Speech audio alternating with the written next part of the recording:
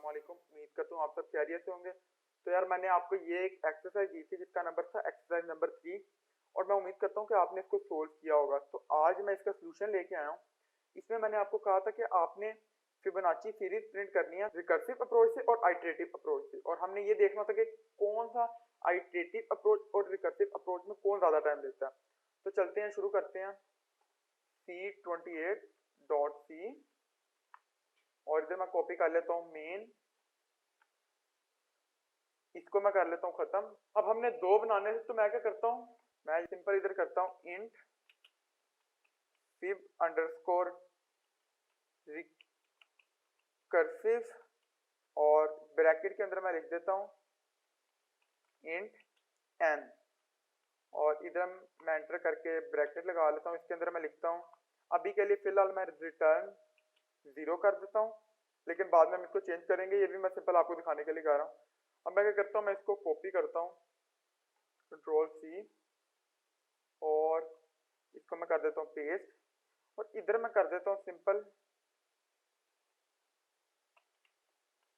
Iterative, ठीक है। और इधर हम नीचे आते हैं। अब मैंने आपको कहा था कि आपने अपने यूजर से वैल्यू लेनी है, तो हम क्या करेंगे, मैं इधर सिंपल करता हूँ प्रिंट एफ, इसके अंदर मैं लिखता हूँ enter the index to get Fibonacci series, ठीक है। और इधर हम बैकस्लैश n लगाते हैं, बैकस्लैश n, और इधर मैं सेमीकोलन लगा लेता हूँ, और इधर मैं एक इंटीजर डिक्लेयर कर देता हूँ इंट नंबर सेमीकोलन।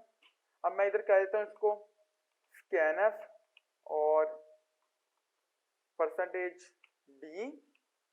तो हमने नंबर कौन सा लेना है, एम्परसेंड नंबर, और इधर हम सेमीकोलन लगा लेते हैं।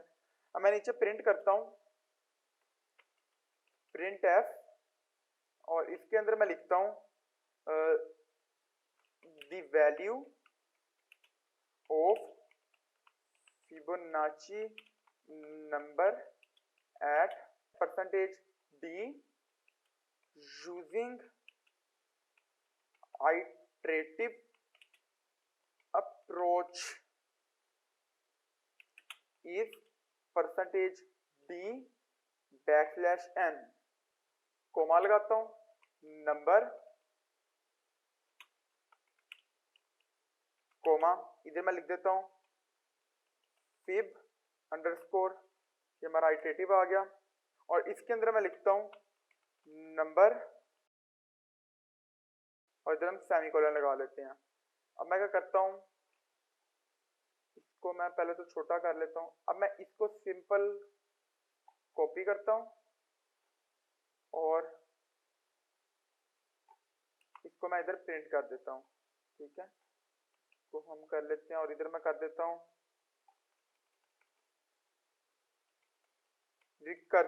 रिकर्सिव अप्रोच, ठीक है, और इधर भी हम रिकर्सिव कर लेते हैं।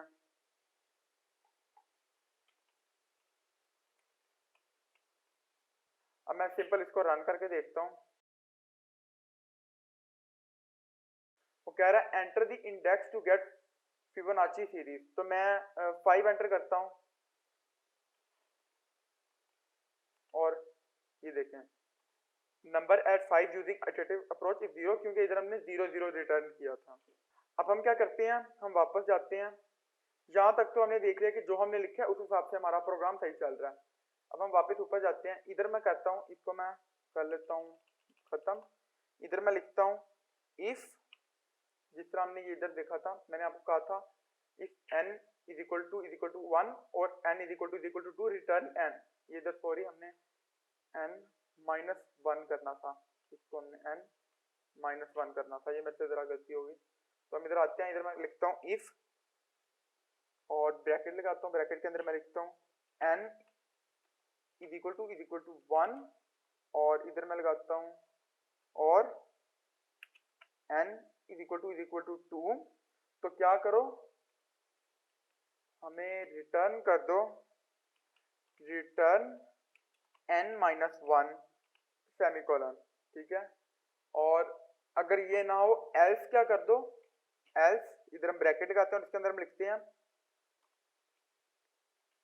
रिटर्न।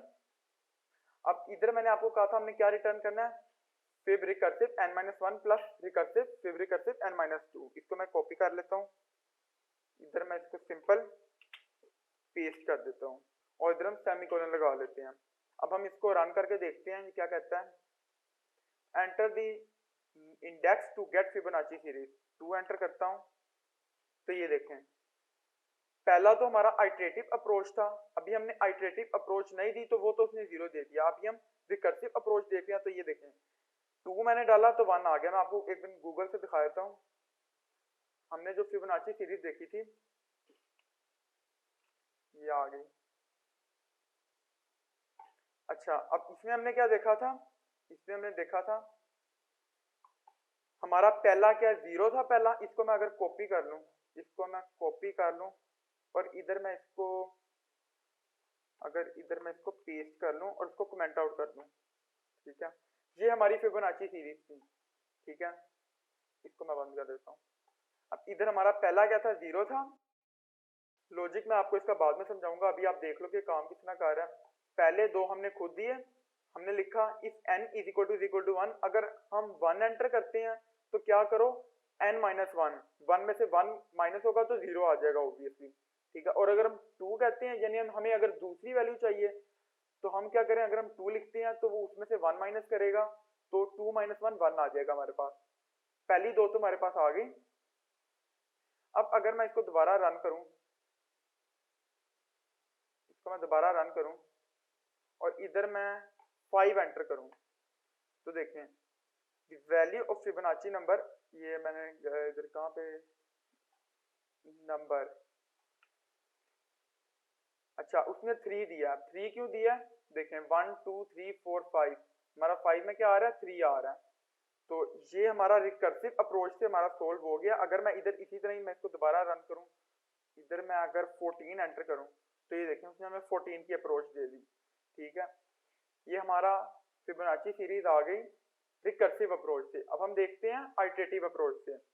मैं सिंपल क्या करूंगा, इसको मैं कर लेता हूं अभी फिलहाल के लिए रिमूव। इधर मैं एक इंट करता हूं, int a is equal to 0, हमने अपना पहला इंटीजर डिक्लेयर कर दिया, और int b is equal to 1। अब मैंने आपको कहा था कि इधर हमारा जो 0 और 1 है ये तो पहले 2 तो हम खुद डिक्लेयर करेंगे, पहले 2 हमने इधर डिक्लेयर कर दिए कि हमारे पहले 2 ये हैं। अब मैं क्या करता हूँ, मैं इधर सिंपल जाके इधर मैं फॉर लूप लगा लेता हूँ और इधर मैं int i is equal to 0, मैं कहता हूँ कि हमारा जो i है वो कब रुके, जब हमारा n-1 हो जाए। अब मैंने n-1 क्यों लिखा, क्योंकि हमारा 0 से शुरू हो रहा है। तो अब मैं इधर कोड में लिख देता हूँ। अब मुझे क्या चाहिए, मुझे चाहिए मेरी b की वैल्यू मुझे चाहिए, मैं कहता हूँ b जो मुझे चाहिए वो is equal to a plus b, ठीक है। यानी अब मैंने उसको क्या कहा, मैंने कहा जब आप लूप चलाओ तो लूप में पहली 2 वैल्यूज मेरी ये आ गई। अब आपने क्या करना है, जो मुझे अगली नई b की वैल्यू देनी है वो a प्लस b करके देनी है। 0 + 1 1 आ जाएगा, ठीक है, ऐसे ही है। अब मैंने वापस उसको a की वैल्यू देनी है। अब मैं कहता हूँ कि जो हमारी a की वैल्यू इधर नई a की वैल्यू है वो जो b की पुरानी वैल्यू है वो है। अब मैं क्या कहूँगा उसे, अब यहाँ पे अगर मैं लिख दूं a is equal to b, तो वो तो हमारा जब हमने b की वैल्यू चेंज करी तो a जो इधर गलत वैल्यू आ जाएगी। तो मैं क्या करूंगा, हमारी नई b की वैल्यू क्या आई a प्लस b, अब मुझे चाहिए a में b की पुरानी वैल्यू, तो मैं सिंपल लिखूंगा b माइनस a। अब मैंने a क्यों लिखा, अगर मैं आपको कहूं कि मैं इधर, अब देखें इधर क्या हुआ था हमारा, इस जगह पे हमारी जो b की नई वैल्यू आई वो किसके बराबर थी, a प्लस b, वो थी a प्लस b के बराबर।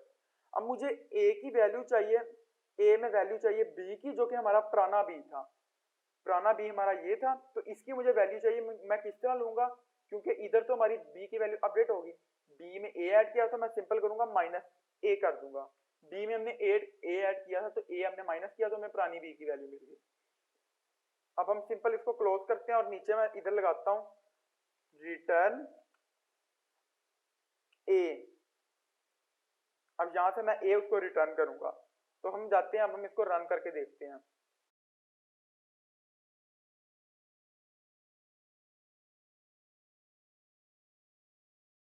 तो ये देखें हमारा मसला आ रहा है यहाँ पे, मैंने इधर सेमीकोलन नहीं लगाए, इधर भी और इधर भी। अब हम इसको रन करके देखते हैं। तो ये देखें वो कह रहा है enter the index to get Fibonacci series. मैं अगर यहाँ पर 5 एंटर करूं तो ये देखें हमारी 5 मैंने एंटर किया। मैंने आपको क्या बात बताई थी, अगर हमारी दोनों यानी हमने दोनों मेथड से सही किया तो हमारी वैल्यू सेम आएंगी। तो हमने दोनों मेथड जिससे यानी उसको सही तरीके से किया तो हमारी वैल्यू सेम आ रही है 3। 5 पे हमारी कौन सी वैल्यू है, 3 है। अब अगर मैं इधर एंटर करूं 8, इसको मैं दोबारा रन करता हूं। अब मैं इधर अगर एंटर करूं 8 तो ये देखें 8वें नंबर पे हमारी कौन सी वैल्यू थी, 1 2 3 4 5 6 7 8। 8 पे हमारी वैल्यू थी 13। तो हमें उसने सिंपल हमारी 8 पे जो वैल्यू थी वो दे दिया, हमारा जो 8 पे फिबोनाची नंबर था उसने हमें वो दे दिया। अब अगर मैं इधर लिखता हूँ 42, इसको मैं दोबारा रन करता हूँ। अब अगर मैं इधर लिखता हूँ,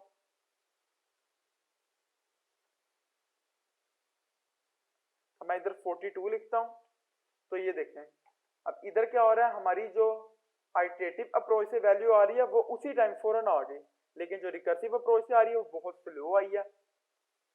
अब इसी तरह अगर मैं इसको यहाँ पर दोबारा रन करूं और इधर मैं 45 एंटर करूं, अब आपने देखना ये देखें आइटरेटिव उसी टाइम आ गई, रिकर्सिव टाइम ले रही है। ये देखें हमारी अब रिकर्सिव अप्रोच से जो हमने फिबोनाची नंबर किया तो वो बहुत टाइम ले रहा है, यानी कि तो फिबोनाची के केस में हमारा कौन सा अप्रोच अच्छा है, हमारा आइटरेटिव अप्रोच अच्छा है, यानी कि हमें आइटरेटिव अप्रोच से उसी टाइम आंसर मिल रहा है। रिकर्सिव अप्रोच हमारा टाइम ज्यादा लगा रहा है, हमें काफी देर बाद जाके आंसर दे रहा है।